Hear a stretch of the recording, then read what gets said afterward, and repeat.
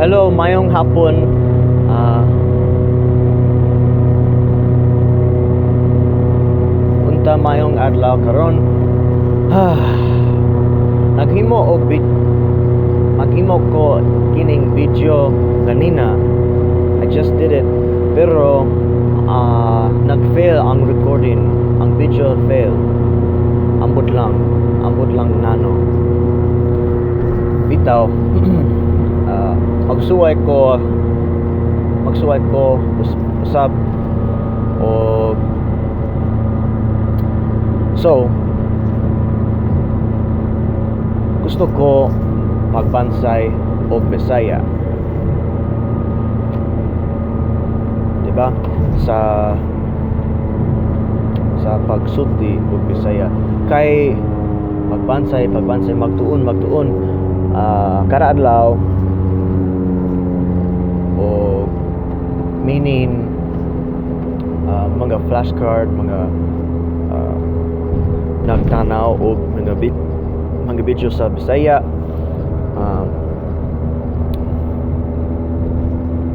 Pero ang akong buhaton sa pagsulti dili mayo pa, not yet. So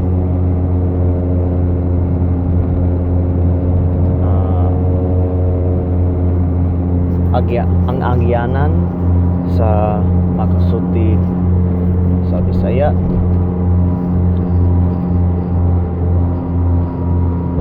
is pagbansay. So kung gusto nimo magsulti o Bisaya, kinahanglan magsulti o Bisaya nimo. That's it. Simple.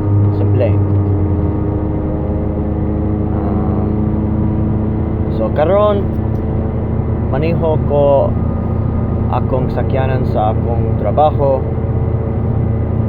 o busy kaayo sa ining dalan usaman ngano hinahinay akong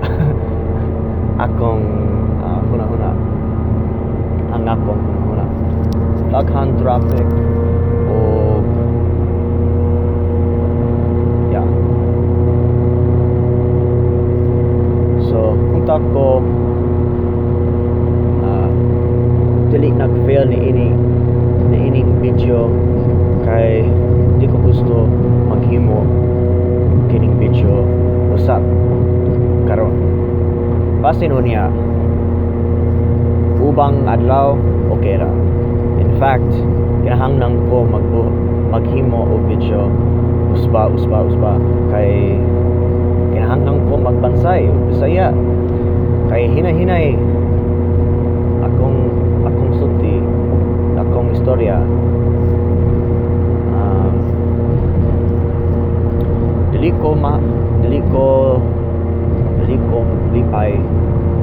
Dili ko lipay sa akong speed.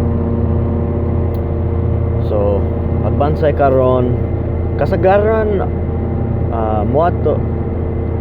ining muato ko sa trabaho.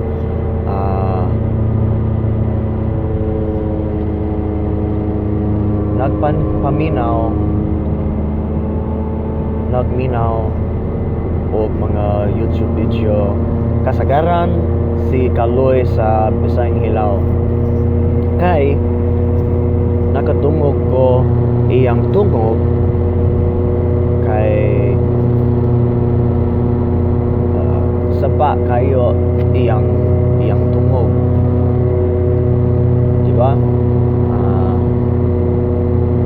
Uban nga vloggers dili man sila saba mura hilom o nalisod. Kung gusto nimo makatudlo sa iyang video, kung hilom nga ang video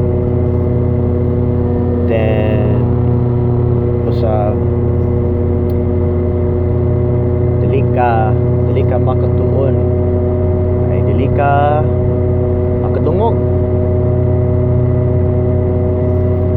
di ba? Ilong kayo daw, not good.